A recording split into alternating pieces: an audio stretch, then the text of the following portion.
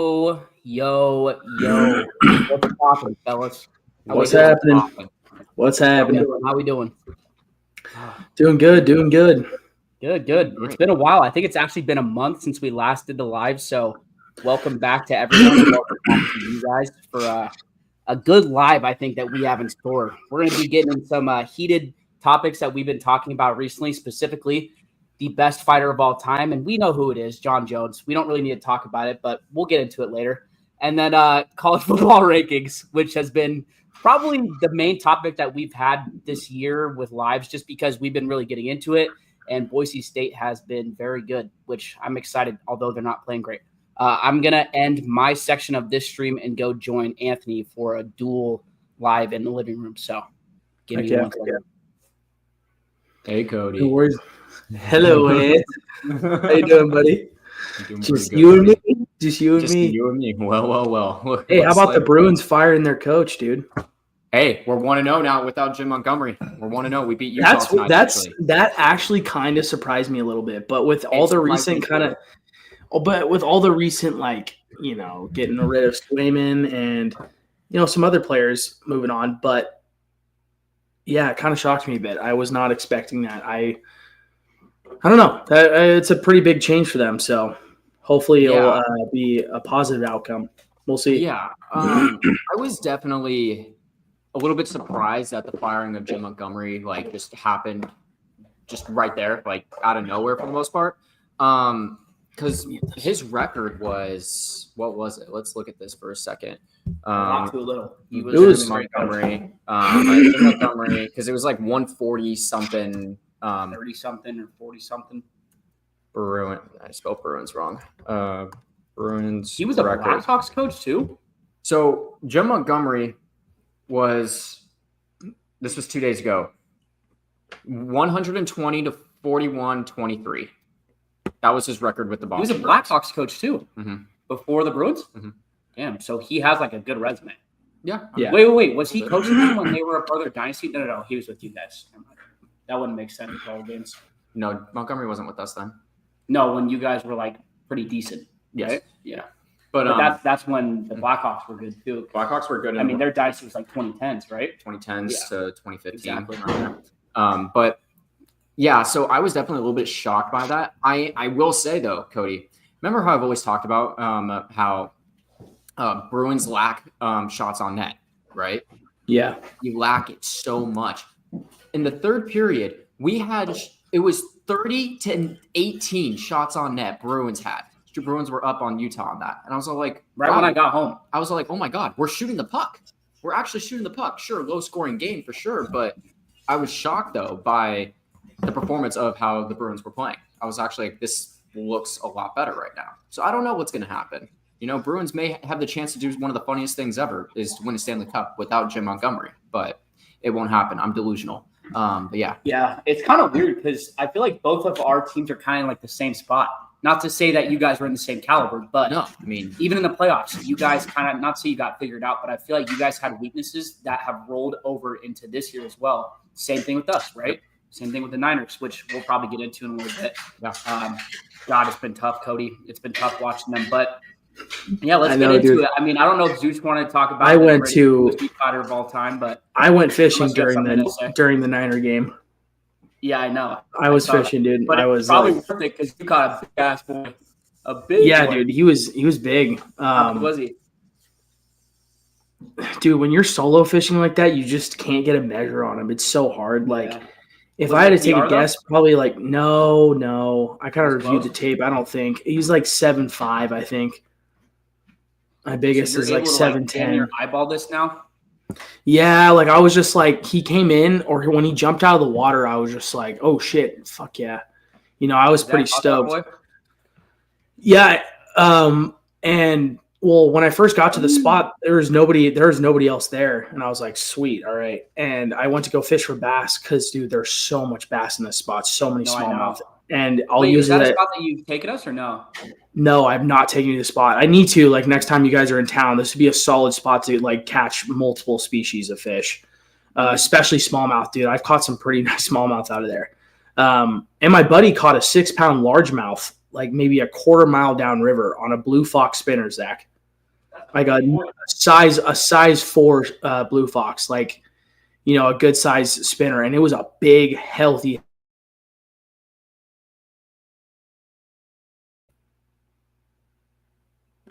What just happened? I think Zach accidentally muted me. I was trying to mute my own mic, and I accidentally clicked you. Yeah, but yeah, this healthy largemouth, but this spot has kind of this, 6-pound largemouth, dude. I saw a picture of it. I was like, that was everything. That was every bit of 6 pounds, dude. It was a massive fucking mass. But if you can catch a decent size smallmouth, you can use it as bait. So, I mean, dude, for the first hour I was trying to catch one. It was rainy, windy, and I finally threw something that I was just like, all right, this is gonna blend well in the dark. Smashed a good one, threw on the head. Dude, it was like an hour and a half, and then all of a sudden my pole just starts going like this. And I was just like, uh-oh, here we go. And I started getting that. My heart started racing. I grabbed the rod, and I could just feel it, and it's going like this. And when I set the hook, and I was just like, yep, fish on. And my leg, dude, but that is such a good feeling.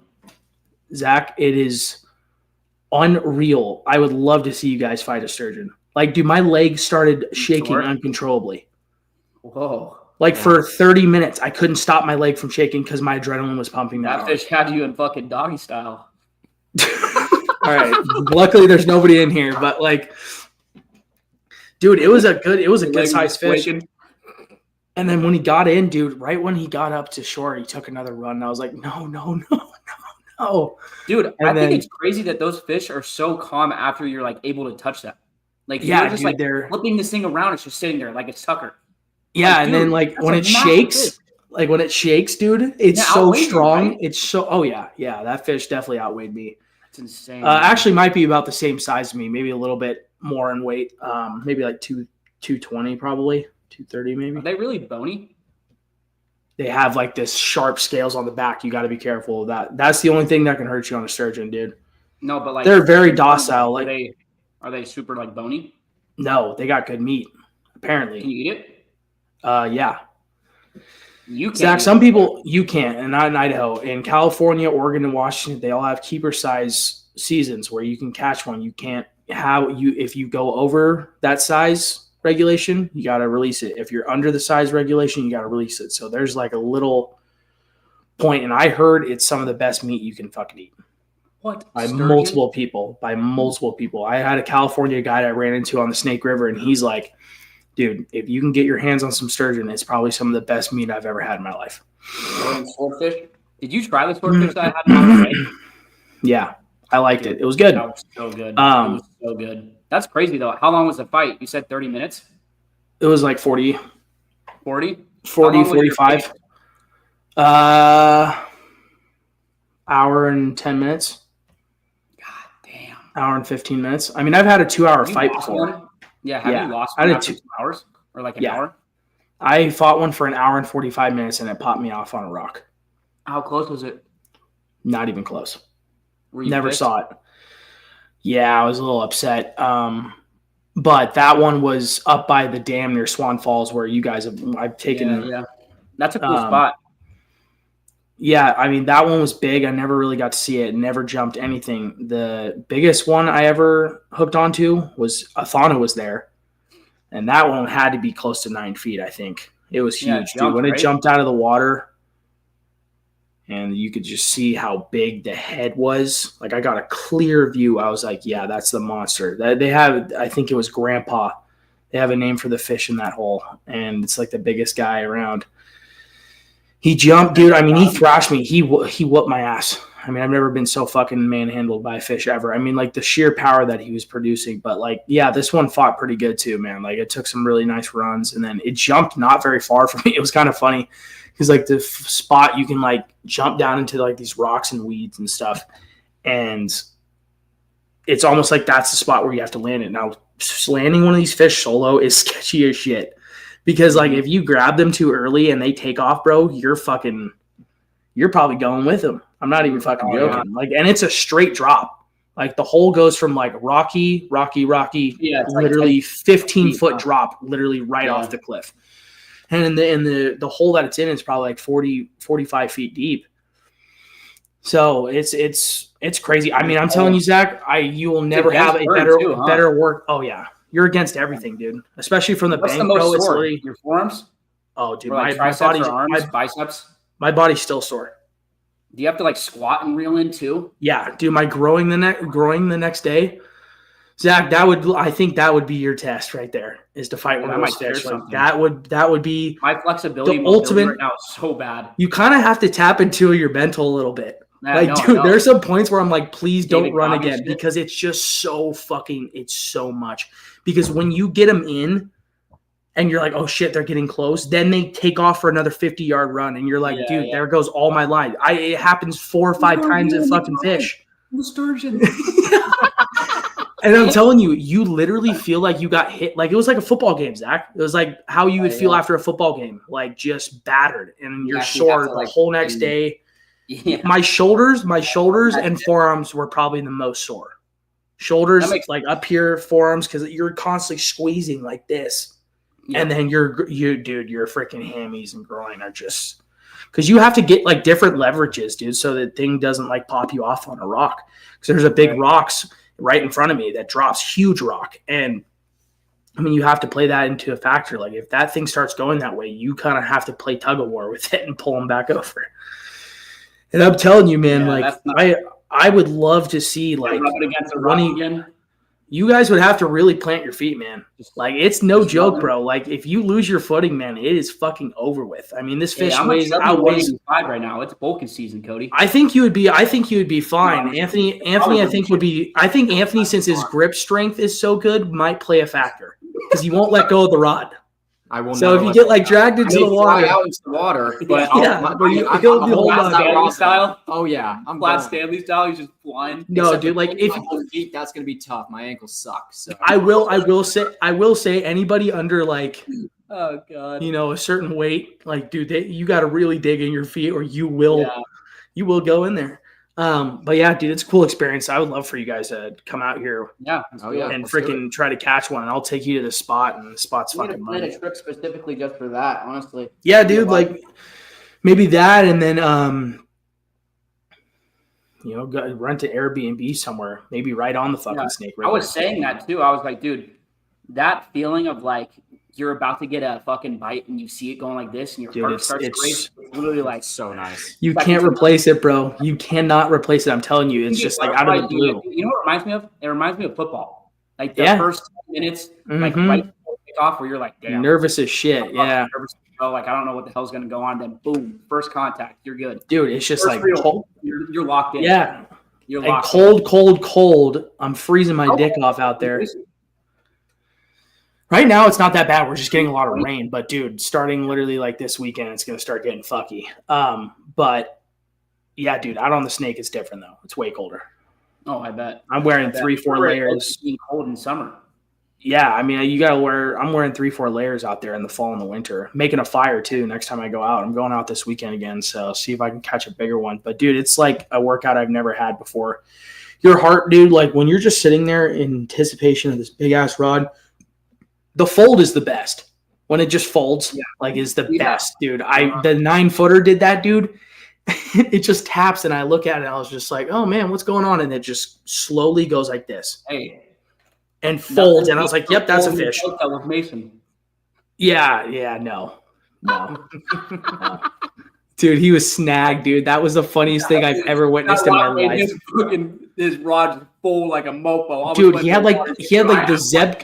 I'm like, your line is not moving. It's not. He had the Zebco 33 with like the Zebco 33 setup, and like maybe like it was like the Zebco 33 reel, and maybe like the Doc Demon rod or some or no, it was a bigger rod, but I know it was like a Zebco click button because he only did the click button reels. Yep. Always the click. Always the click.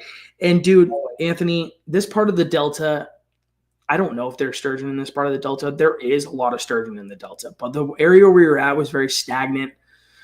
I wouldn't necessarily say it can't be that deep. And first of all, we're fishing at night, and his setup is just not like Mason's? I love Mason, but he never would like take my advice. And like would like Delta back home, and he would he would have me like rig it up for him, or like he would like honestly like just mimic what I was doing, or had me set it up for him. But I would tell him, I was like, dude, that's not a fish. Like he literally reeled in, and then all of a sudden his pole just was folded over. There's no line being peeled. There's no drag going. You can't hear anything. It's just straight bent. And then he's moving it around like this. And it's like acting like there's a huge fish. And I was like, dude, there's no drag screaming. Your line would have snapped by now. And I'm not going to lie, bud. Like, you would feel something. Like, I literally, like, I'm pretty sure I took the rod and I'm like, no, you're just snagged. Yep. Like, the delta is a snaggy area too. So it's just like. It's full of the 21st century. Dude, I was just like. I was like, "There's no way you're hooked up onto a sturgeon right now, dude. There's just no way. There's no way." You would know. You would Actually. You would know, dude. I'm telling you, you would freaking know. Like it's that'd be fun though. Well, let's do it. Should we get into it? Yeah. Who's do it. UFC fighter, fellas? I think there's a couple that we could talk about, but I think it's John Jones, and I know that you guys do so.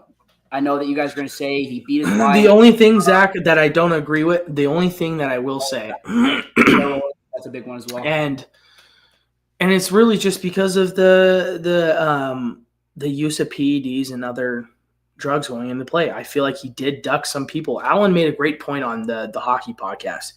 Sat out for 2 years on the heavyweight. Came back, fought a nowhere Gaines. I mean, Gaines was so heavy and couldn't move for shit. Come on, Zach. We got to admit this here. He's one of the best contenders. But he avoided Francis Ngannou, who's out for 2 years, avoids Francis Ngannou, then comes and fights Gaines, and then fights a 42-year-old Stipe Miocic. Like, come on, dude. And now he's not wanting to fight Aspinall, and it's just like the PEDs and all the other stuff that he got accused of. It's just like it goes right back to it, like me not liking him even more. Like I can't. That is not true. That is not true. What is not true? I don't know what I was going to say, but you had said something right before that. Say the statement that you said previously again. Oh! It was that he is ducking Tom Aspinall. He's not ducking Aspinall. He's not. He's not. He's like, I want fuck you money. He's like, no, dude, you're scared. No. You're scared. He's not ducking Aspinall. He doesn't. He's not going to fight him. Hold on. And in the last fight, if you watch until the end, he said, we're going to give the fans what they want, which means he's either going to fight. No, he wants Pereira. Or Pereira. Nobody wants Pereira. He's going to get his ass kicked. Pereira doesn't belong in that. Dude, John Jones is way heavier than Pereira. Come on, Pereira's like that. No, Pereira's not. No. He's ducking. He's ducking, Zach. He's ducking. He doesn't want that. He doesn't want that 230 smoke. He doesn't want that 230 smoke. You know he doesn't, Zach. You know he doesn't. He's ducking. He ducked Francis so he could be king. Goes out of the league, comes back, fights a potato Gaines, and then fights 42-year-old Stipe Miocic. Come on. Okay, hold on. He's not the GOAT. This is the facts. He's 15-1 in title fights, the most ever, and the only loss that he has is to disqualification. Yeah, I know. We all know about the disqualification. 28-1, only loss is disqualification. So yeah. All I'm saying is the facts are the facts. If you say that he ducked him, I mean, there's definitely a possibility that he was hurt in those 2 years. He didn't really fight, and then he came back and fought someone that was decent in the heavyweight, and then an old man that should have retired. Made sense, but he needs to fight Aspinall, Zach. Simple. If he fights Aspinall, he has not fully ducked Aspinall.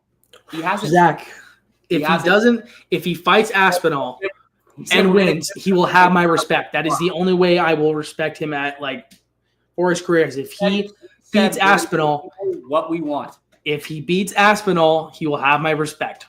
He will be the GOAT. I will admit that right now. You heard it here, folks. Nobody's in here. Okay. I will say this though. Tom Aspinall, he's impressive. He is. He's big.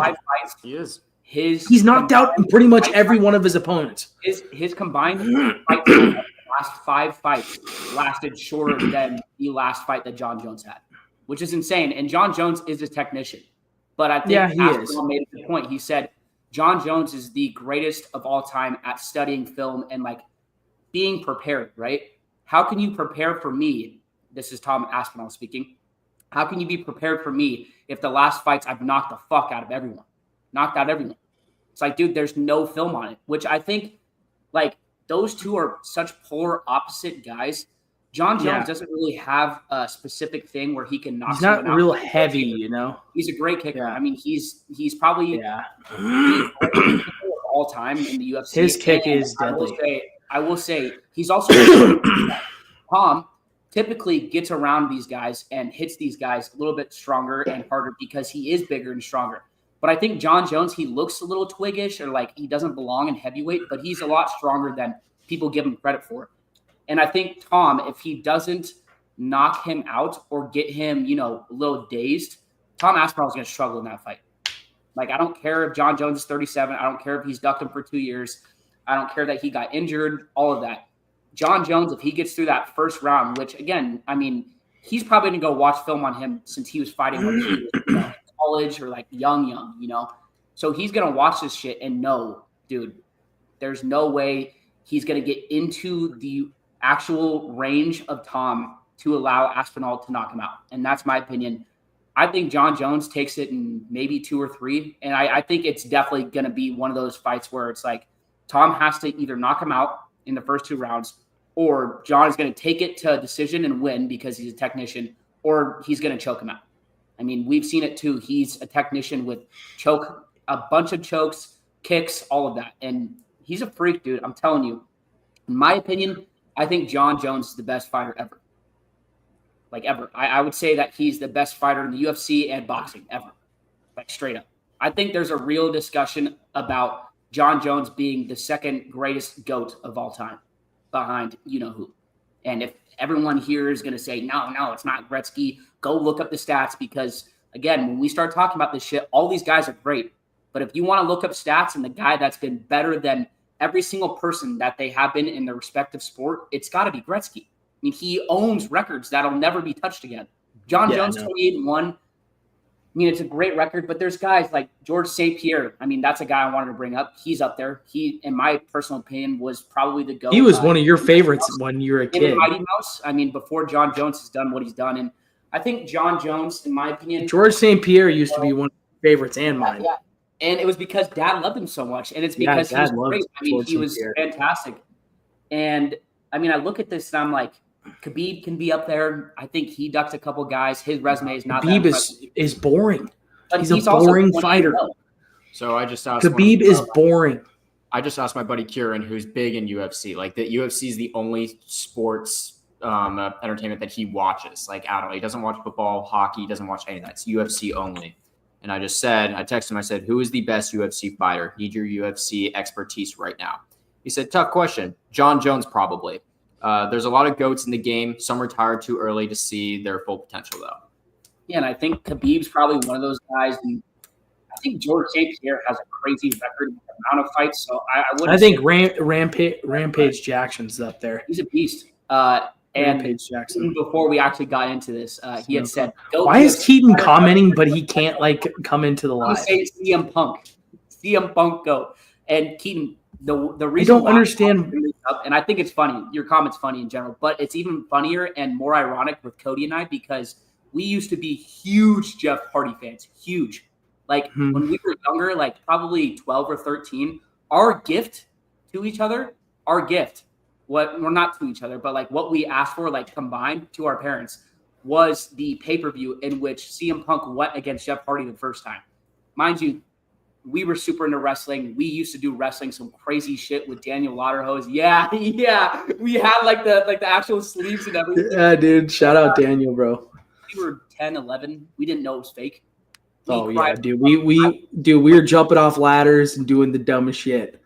And then CM Punk went into the UFC and like actually fought, and I mean he wasn't too good, but I thought that was a bit ironic. I don't know. I think there's a good argument for a lot of people, but it's just hard to look at John Jones's resume and be like, dude, how is he not the GOAT? He's 28-1, has the most title fights. He's fought the 2 best light heavyweight guys ever and has beat them 4-0.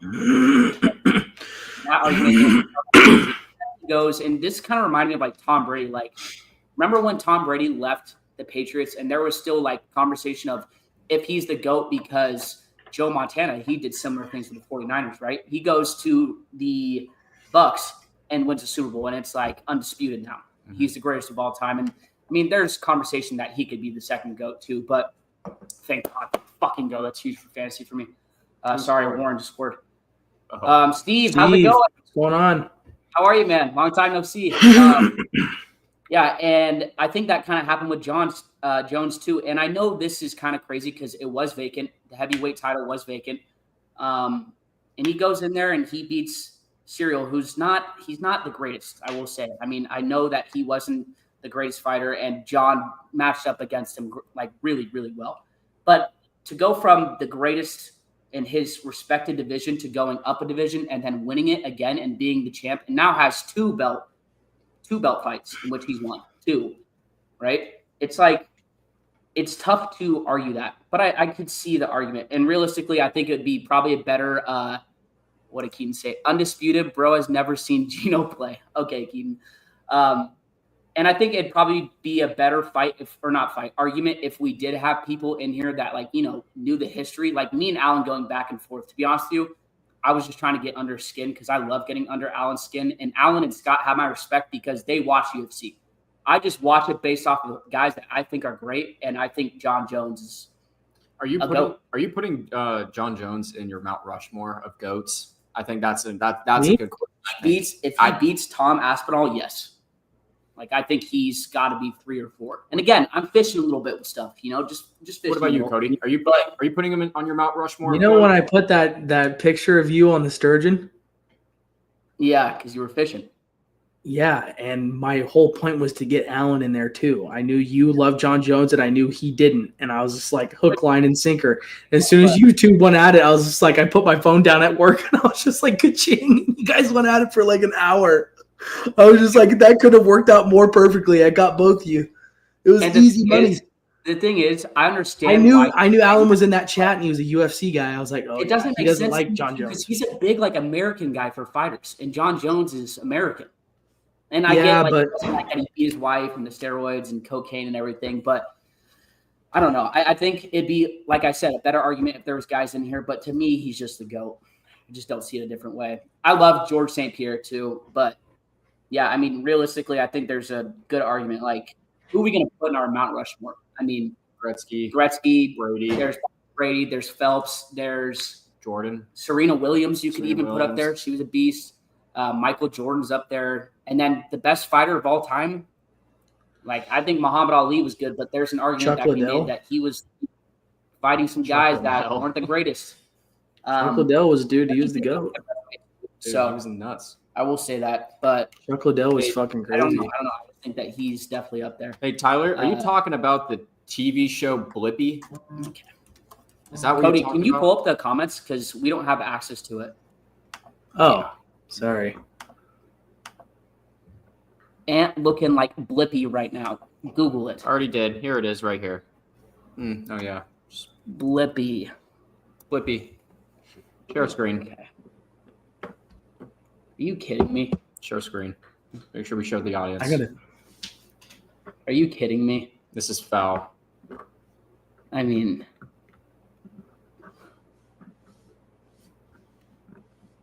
You have to. there we go. And then click on that. Oh, can you put us in, Cody? Can you add us to the stage? Oh, yeah. Blippi. Okay. So, hey, that's not funny. Blippi. Oh, man. That's just. God, that's nice. crazy. Steve, you said you made $50 on the fight. Hell yeah. Steve, who's your GOAT? Do you watch UFC? We're getting into it, and I think that it's, John Jones. I've said this multiple times. I don't know if you have an opinion. Cody, I don't know if you really answered. Anthony, I don't know if you have an answer, but What? Who's the GOAT? What do y'all think? Honestly, the GOAT, in my opinion, is probably George St. Pierre. I love that guy. Yeah, there's a bias with that too, but I don't mind it. Good. I don't mind it. I think George St. Pierre is my guy. I loved Rampage Jackson, but like I'm basing it. I mean, my thing is like also basing it off of entertainment too. Oh, jeez, Tyler, pull that up, Cody. GOAT is McGregor. Not gonna lie. Oh God, Yeah, he that's might have had gross. the best run of all time, but Yeah, absolutely not. best And then run, but Steve he's said right.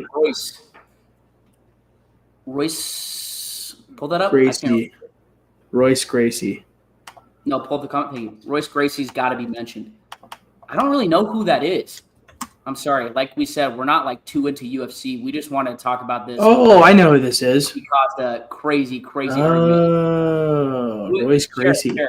Share it, because I want to see who this is. I don't know if I've seen Hold on. that name. Oh, well, he's 15 wins, 2 losses. Oh, he beat Ken Shamrock.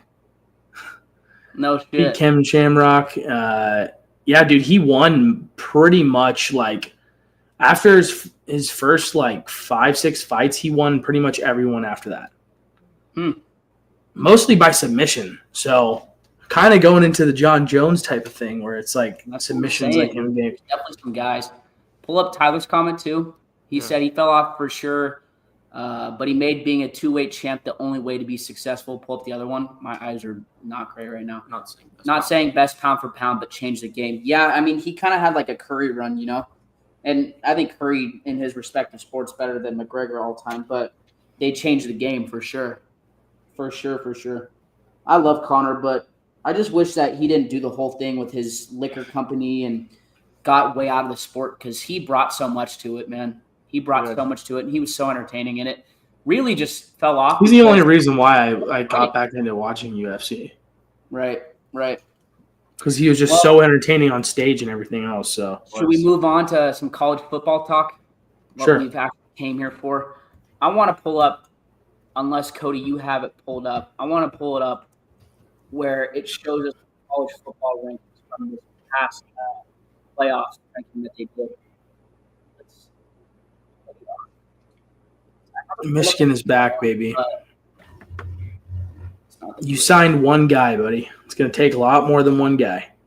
Here we go. This is what I want right here.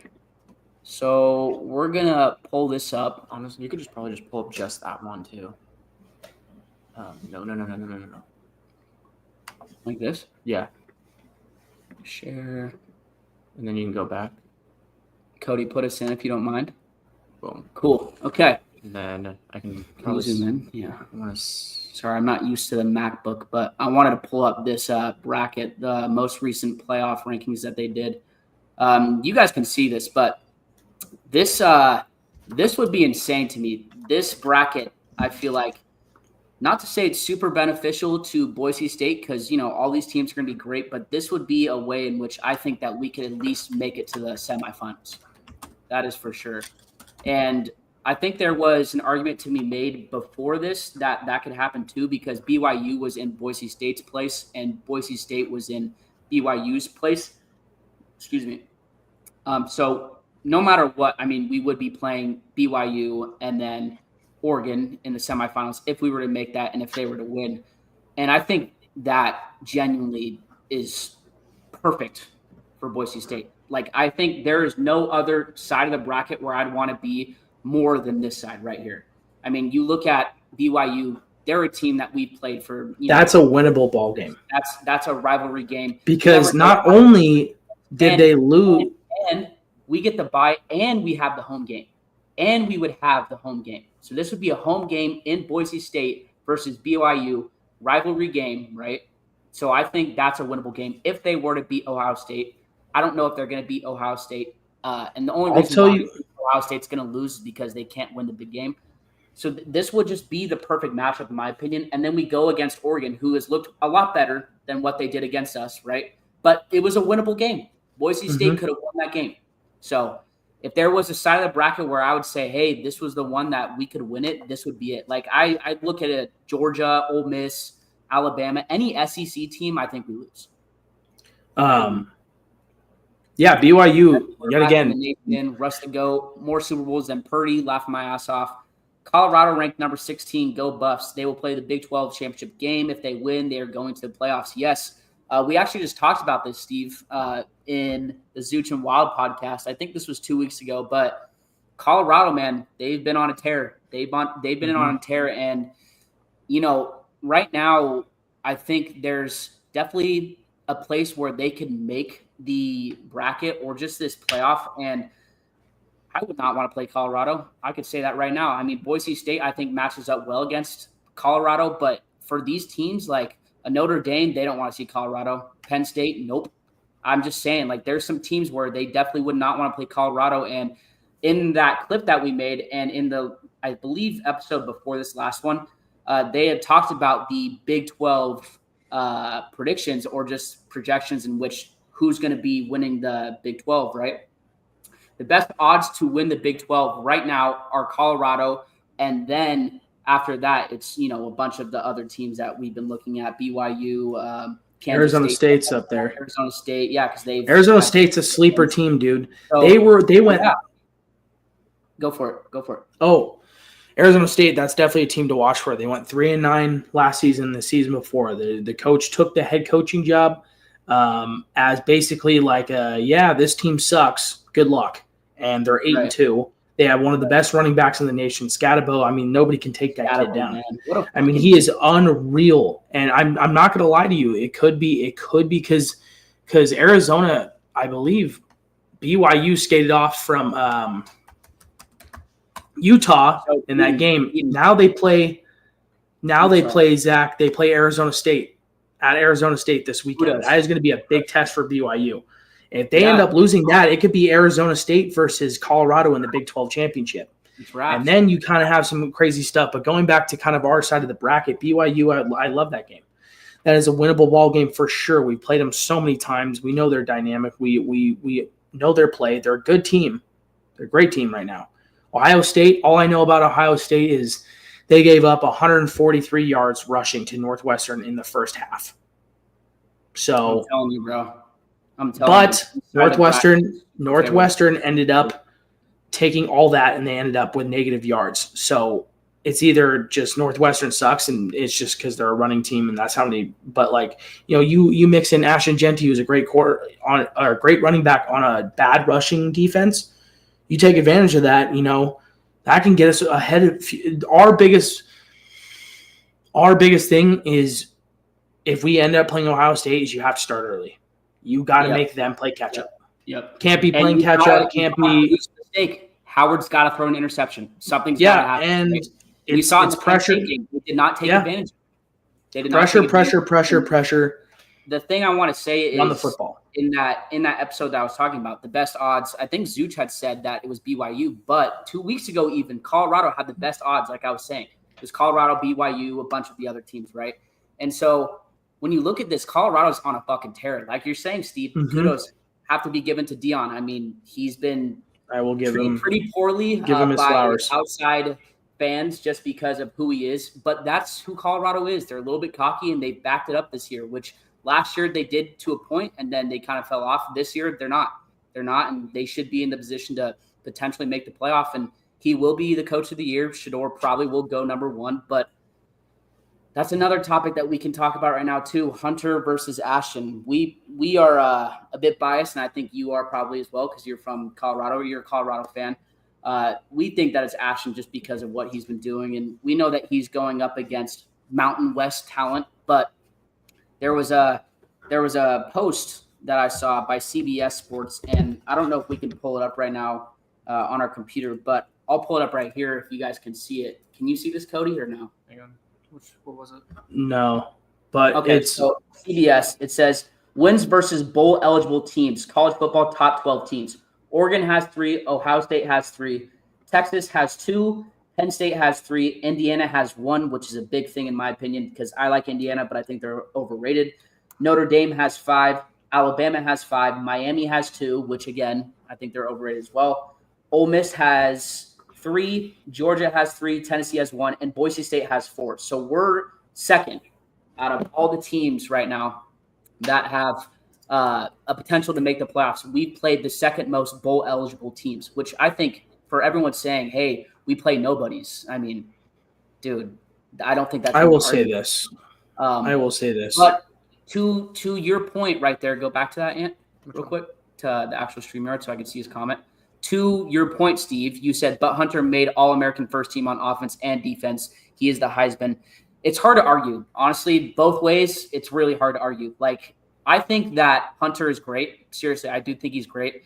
I think some of the fans are a little bit delusional, thinking he's going to play both ways. But to make All-American first team for 2 different positions in the Big 12, it's phenomenal. And realistically, this is a race like we've never seen before. Typically, it's a quarterback race, and it's not. A quarterback's not going to win it. Quarterback's not going to win it, and it's going to be the first time in a while, and it's just going to come down the wire. And I think with Boise State, which I don't know if this is necessarily a good thing, but we've been running Ashton into the ground. Like, he's getting up hurt every play. We're not healthy right now. We've had some our offensive line is out that we really need. Tubner, I mean, he's a great guy on defense. We need him in the playoffs. Our offensive line is full of a bunch of second stringers. So if Ashton does keep performing the way he does, it's going to come down to the wire. But it's also like he's getting 30 touches. If he gets injured or if we are to bench him, not to say that we should bench him, but second half of blowing out these teams, I don't think we're really playing anyone for the rest of the year. I'd have to look at the schedule. I could see Hunter winning, and realistically, I think it's like 50-50. Like, if I was to take all my bias away, it would be hard to not vote for either one of these guys. So I think there's a legit, argument for both of them. And going back to Keaton's comment, he said, I don't understand how it's calculated. How do we get a bye? So Keaton, the first 4 teams right here that you see that get a bye, those are the highest ranked teams out of their respected conferences. So we have 5. The G5, we have Big 10, SEC, ACC, Big 12, right? So we have Texas out of the SEC, Miami, ACC, Oregon, Big 10, Boise State is G5, and then we have what we've been talking about, Big 12, G2. Because BYU lost, they jumped, I believe, or they dropped to 15. Boise State is above the best Big 12 team remaining, which means we get the 4th spot, right? Oregon, Miami, yeah, dude.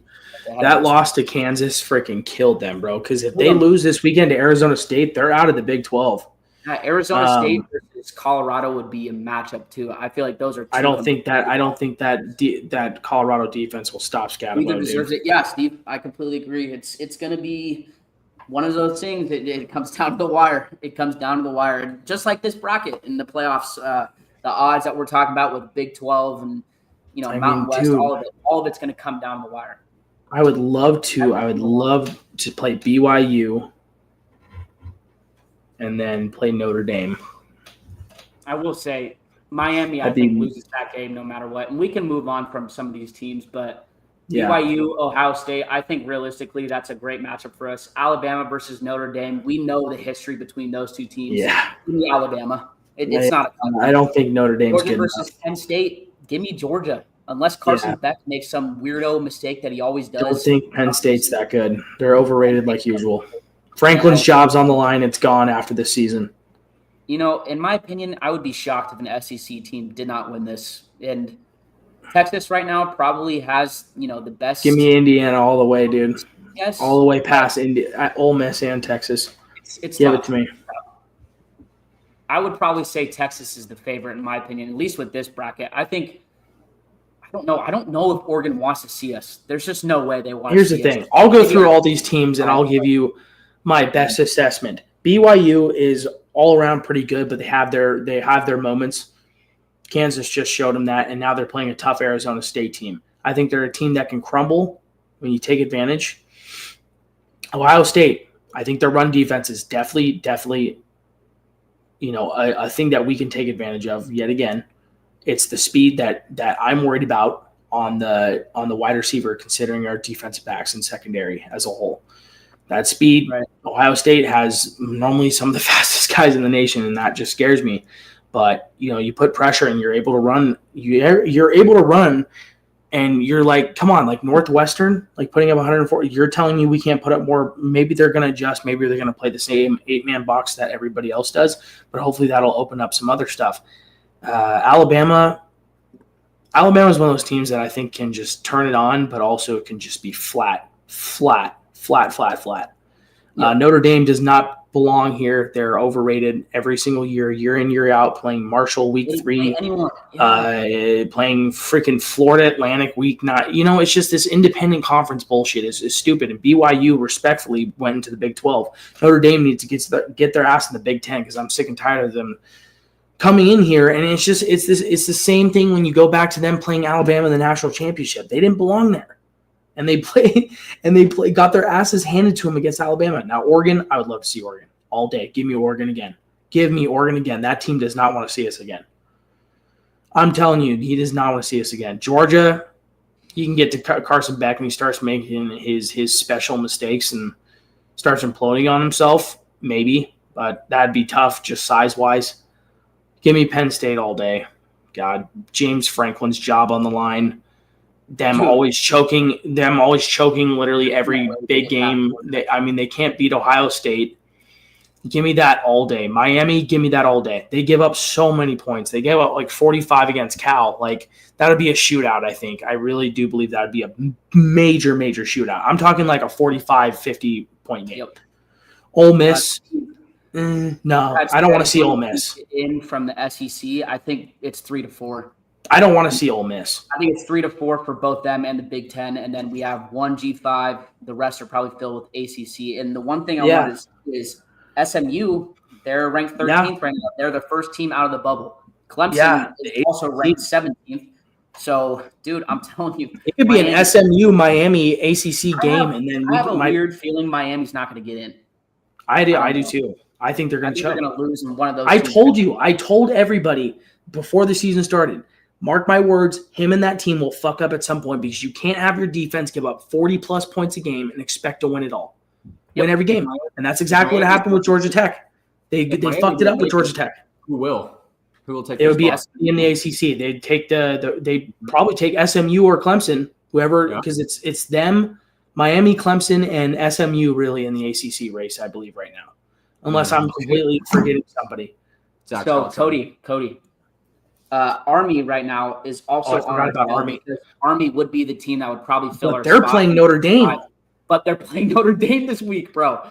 That is such a Notre Dame game to lose, considering they lost to Northern Illinois. Awful, Cody. That would be for Busey. Oh, that would be shit for Bud.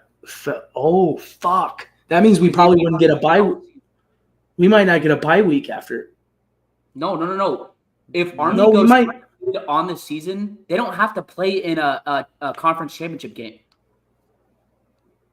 Like, if we play it close in the conference championship game in these next two games, which is Wyoming and Oregon State, Ant just pulled it up, and Genty might go crazy. But if we play it close and Army goes undefeated, beating Notre Dame, oh shit, it'd be tough. The voters would have. Oh, I didn't really think about that, but they got at that point they got to take in like Army strength of schedule, because it's like the voters would have a heyday. However, we lost to Oregon. That's our only loss. I didn't really think about that because, like, yeah, you make a good point because we better. And it's like Army. Who have they played? Who out of these teams? Army's schedule is not. Like, the thing is with Army is like every dude, like they just play a straight up old school, just run it right down your throat game. And I mean, I'll pull up their schedule right now. So they have not Florida Atlantic, Rice, Temple, Tulsa, UAB, East Carolina, Air Force, North Texas, Notre Dame, UTSA, and Navy. Their only tough game is Navy and Notre Dame. I mean, dude. I really think they would have to take it. They would have to take in, like, because, dude, I'm going to be honest with you. Majority of Mountain West teams could probably take care of everybody on this list. It would be close, but I mean, I would take any Mountain West team over Florida Atlantic, Rice, UAB, Tulsa. Eastern Carolina, like maybe they'd throw in a game, but like, come on now. Like, I truly, I didn't even think about that because of how Army's still trucking along. I don't know, dude. It could be one of those games that Notre Dame just completely soils themselves, which I didn't think that it would be such a bad outcome for Boise. Now that I think about it, it's bad. Like, it's bad because then. Yeah, we need I don't know, though. Notre Dame's not like anything exciting. But the thing that sucks with Notre Dame is they don't play in a conference championship either, and they're independent, so they're going to get a bid to the playoffs. Yeah, they're always for the rest of time until they change the playoffs again. So ridiculous, dude. It's stupid. But Cody, this is kind of a cool thing. There's 3 teams that are undefeated remaining, at least in the top 25 that are relevant, and it's Indiana. Indiana, Oregon, and Army. Army, yeah. Fucking Army, man. Go Notre Dame. Here's Notre Dame's schedule. Northern Illinois. Or they played Texas A&M. They got fucking lucky. They got lucky against Texas A&M. That was just first game. I don't know. Maybe I'm wrong. Texas A&M's not that. I don't think they're doing that great now. But they played Texas A&M, and that was their only ranked win, or their only ranked team that they played. The rest, they played Virginia, Florida State, Navy, Georgia Tech, Stanford, Louisville, Miami of Ohio. Like, it's like 2 right now, and they're 15th. They could probably slide in there too. A lot of these teams are me playing as well, so yeah, but it's crazy. It's gonna get crazy. Yeah, it's going to be fun. I don't want to see Ole Miss. Zuch makes a good point, and like we talked about it. Dude, they have one of the biggest defensive linemen. They have one of the biggest defensive line core in college football, dude. They're massive. They might have the best defensive line in the country. Dude, they're all like, it's like such a mixture of sizes, but like the guys that are smaller are 5 stars that are just fucking razor edge freaking swords that are just insane with their hands, and the speed is just unmatched, dude. Their defense is big. Now Jackson Fart, like we just got to get pressure on him, dude. I feel like we could rattle that kid easily if you get pressure on him. And that's what I'm saying too. Like even Carson Beck, honestly, Carson Beck's the same way. They're both kind of like the same way where they're like, I feel like their ceiling is like this, and Jackson Dart's way closer than Carson Beck. But like Carson Beck has the same amount of interceptions as Bowman, the quarterback from fucking Oklahoma State, who's our age, boys. Like it's ridiculous. Like Carson Beck, raccoon eyes, like he's just not getting it done. I think he's overrated. And I remember saying in the beginning of this season that I didn't think he's that good of a quarterback. And somebody looked at me like I was just like stupid. And I was like, he's not that good. Yeah, I mean, he's not that good. I don't know. To be honest with you, I would not want to play any SEC teams. It's just size. Just size just into kills. The playoffs with the strength of schedule that they have, it's going to be at that point. You have one team you don't want to play. Yeah, and at that point, it's like you might have to start throwing out some trick plays. Honestly, if we play a Big Ten team, I'm Indiana, Penn State, Ohio State, Oregon, comfortable. Miami, comfortable. ACC, comfortable. Notre Dame, yes. I think Indiana's overrated. I think they're going to get blown out by Ohio State. That's my opinion. But we got $10 on it. That's at 9 a.m. 9 a.m. Yeah, that is early. So early. I'll be at work. Freaking sucks. I'm like, and then there's a couple of them where I'm like, Ohio State, if they play us tough and they don't turn the ball over, we probably lose that game. Like just being genuine. The Oregon that we've seen besides Wisconsin after us, they probably beat us. And then there's a couple of teams, like I said, Miami, I'd love to play. In my opinion, Miami, BYU, Indiana, that's a dub. We're favored. I want to talk Indiana football real quick, though. Okay, go for it. You know, like I've always been kind of a follower of Indiana football since we were kids. I was kind of like into Indiana football because I liked them because like we liked them for basketball. And I just liked because they were a shitty football team and they somehow always pulled out a win when the biggest ranked teams would come into their stadium. It was just crazy. And finally, they hire a coach that went 8-0 year before at JMU, and that's when kind of James Madison was kind of getting a little bit of hype for. I don't know if you remember that, but like it was like 2 or 3 weeks where James Madison last season was like getting quite the hype. Like they're like almost ranked top 25. They just recently I believe 2 weeks. Yeah, they were, and that was the same coach that got hired at Indiana. Now, this is where I'll take Indiana's strength of schedule. Indiana has not really played a lot of good schools this season. We'll be completely honest, but you can take strength of schedule anywhere. Indiana, doesn't matter. Strength of schedule has never been 10-0. They've never been ranked, 5 in the country or 8? Is it 8th or 5th? 5th. They changed to 5th. 5 in the country. They've never sold out their stadium. They never had a coach this cocky. I don't know, dude. This would be a Ryan Day game, and I say this all the time. This is a Ryan Day game to lose, Zach, and you freaking know it. He chokes big games. I know. You know he fucks it up. He gets a tight asshole. He's the Kyle Shanahan of college football. Ryan Day does it. The only reason why I'm saying I think Ohio State blows them out is because the way Michigan played Indiana. Michigan's but they only played that way in the second half. I'm sorry, Michigan's horrible this year, and last year they were great. The next year they might be great, but I mean, Michigan was really, really. Yeah, but you had to watch the first half of that game. I did watch it. I did. Indiana was pretty dominant, and then they kind of fucked it up in the second half. That was to me. It's like, dude, that's the type of game right there against Ohio State. If Will Howard doesn't throw some bonehead interception, where you get blown out. Yeah, but dude, you also have to look at Indiana's secondary. Indiana's DBs are freaking solid. And defense is legit. I mean, it's tough, but I want to say this, Cody. You know how Dad always says, "Give Indiana a year." Like they have young players in basketball. Yeah. Well, this might be the year. They are ranked 16th. Yeah, Indiana's back, dude. I think Indiana Hoosier basketball's back, dude. Dad's probably hyped. But, dude, I mean, Zach, we also have to look at Indiana's quarterback, Curtis Rourke. Mm-hmm, he's good, Zach. He's solid. 2,400 yards, 21 touchdowns, 4 interceptions, a QBR rating of an 88.1, which is second. That's good. Mm-hmm. And their DBs, Zach. That's why it would scare me if we played them. If Boise State played Indiana, is because of how their secondary is legit. Yeah, I agree. I don't know. I mean, Michigan's wide receivers are still good, and they were locking them up, dude. Like picks and deflect. Like, dude, their secondary is scary. That's where I think Indiana. I don't know about their run defense. Matchup, like I don't know about their run defense. I don't know, but the one thing I do know is if you get pressure on that Howard kid and their DBs are playing the way they're doing, I mean, and you better be able to run the ball. And Ryan Day, man, this is a Ryan Day game to fuck up. This is it. This is the game. This is, if any game was his night to fuck up or morning, it would be against this Indiana team that has not been ranked, never sold out their stadium, never had a coach like this, never had this record. This would be the game for Ryan Day to fuck up.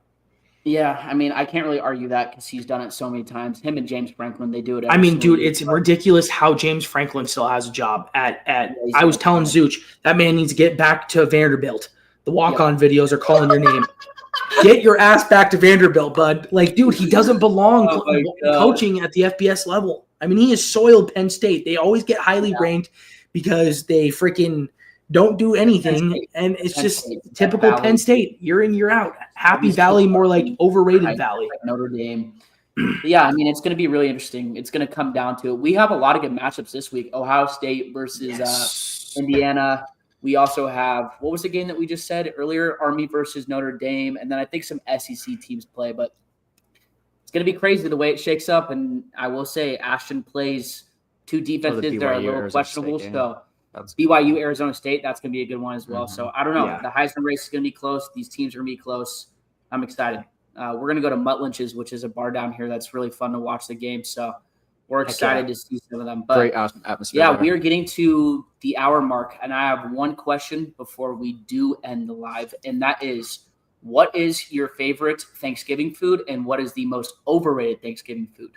And the only reason I'm asking this and saying this, because I have a good take with it, in my opinion, is we're not going to do a live next week, obviously, because it's Thanksgiving. So we want to say thank you to all of the viewers and the subscribers. Yeah, thank you guys. We're very thankful for really you guys. Means a lot.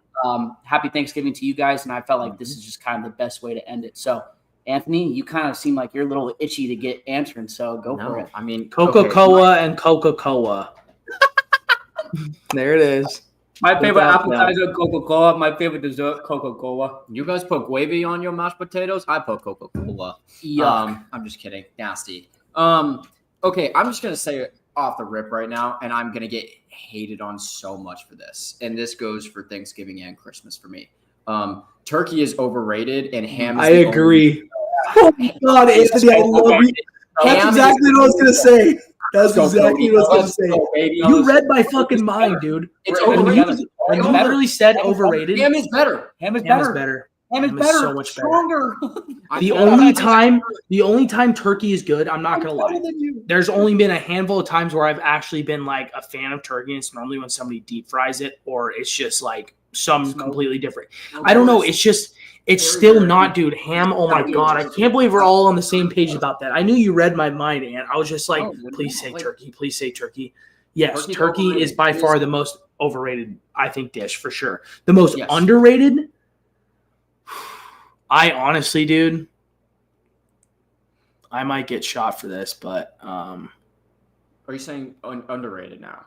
Underrated. Like I'm talking like nobody really fucks with it, but like it's pretty solid.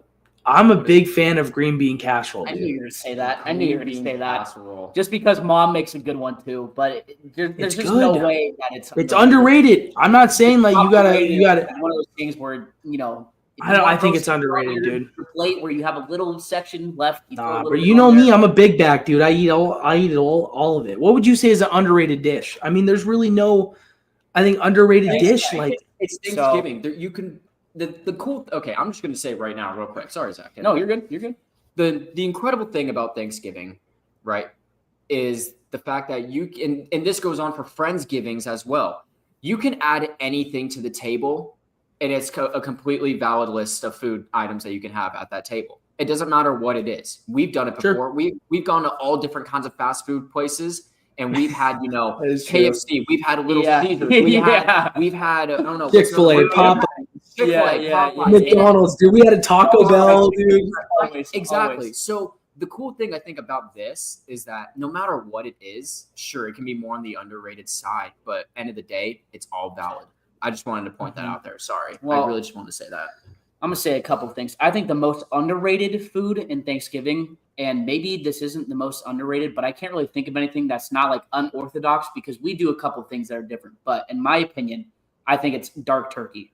Dark meat turkey. I mean, it's up there to me with ham. It's S tier. Yeah, okay. Dark meat. I'd rather take dark meat turkey. Yeah, my favorite has got to be cheesy potatoes. You know, the ones that we make, Cody. God, those are so fucking good, dude. I'd eat like 800 servings. Yeah. Just probably 1,000 calories just worth of cheesy potatoes. Dude, it's so bad. To me, the most overrated, and it's not even close, is stuffing. I don't even fucking get stuffing. I don't even put stuffing on my plate. I think it is so ass. Yeah. No, it depends on the stuffing. No, boys, there's different stuffings. There's different stuffings. There's the dry stuffing and then the wet stuffing. Now the wet stuffing is fucking gas. Dry stuffing, ass. See, I won't even touch any of it. Yeah. Oh, I love the wet stuffing. Side salad. A side salad. No, dude, the wet stuffing is good. Come on, dude. The wet stuffing is good stuff. That's the most underrated one. The fruit jello that my uncle makes, but no one knows that, so I can't say it, right? But I don't know. There's definitely some ones that are staples. Ham is great, but do you eat ham during Thanksgiving? Yes. Do you guys not make a turkey? On my mom's side, it's ham because I've kind of made it. So we're like, hey, like we're doing ham and not turkey, guys. Like that's just how it's going to be. You put your foot down. You didn't even allow them to have the turkey there. He says, everyone agrees with me. Ham and Coca-Cola. Those are the musts. Yes. No, I said, guys, turkey's overrated. We should just start doing ham instead. And everyone's just like, okay, that sounds great, honestly. I was like, perfect. On my dad's side, we don't really do Thanksgiving on my dad's side with everyone anymore too much because we're all getting older. But when we did, it was always half and half. It would always be turkey. There would always be a turkey and there would always be a ham. Right. I would always be the one going for the ham. Dude, the ham's so good. I don't blame you. The honey glazed ham. The honey glazed ham. Yes, I will glaze all over the honey glazed. Dude, when it has like the cinnamon like ring around the where you just get this brown sugar taste too, and you like bite the skin. Yeah, so good. Chat, clip that. I was gonna say something, but can't say it because we're live. So I think that wraps up our live. Yes. Cody, are you able to end it because we don't have access to? I can. Okay, cool. Well. Fellas, I'm thankful for you guys. We are very thankful for you guys as viewers as well. Please like, subscribe, comment, and we will see you guys in 2 weeks. Yep. Thank you, everyone. Peace. Cody? Peace. You got to end it.